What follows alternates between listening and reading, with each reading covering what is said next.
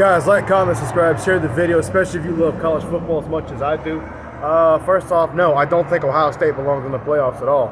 Not just because I'm a Michigan fan, but the way they lost to Michigan at home.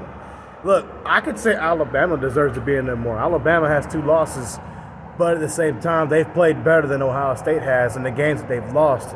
They lost by a total of, 3 or 4 points, a top 10 Tennessee. You lost a top 10 LSU at the time.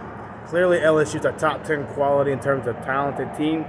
Who has Ohio State dominated? Really. They had a struggle win at home with Notre Dame, who ended up getting destroyed by USC. And clearly, they're a top 15 team. They're good, but they're not a top 10 quality team this year. They're just not. All right. Who else did they beat? Penn State, top 15. Penn State, who I think is a top 10 quality team, probably will finish in the top 10 this year. But Michigan dominated that same team, and Ohio State struggled with that same team. So in my opinion, given that, if I had to put Alabama and Ohio State against each other, I would pick Alabama. I think Alabama would beat Ohio State. As far as the line of scrimmage goes, Alabama would win that thing on either side of the ball.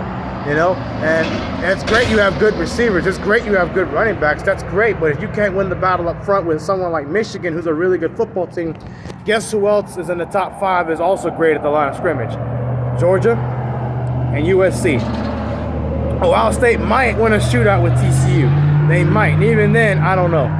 So, no, Ohio State doesn't belong in there, in my opinion. I think they're done. If they get put in the playoffs over Alabama, that's garbage.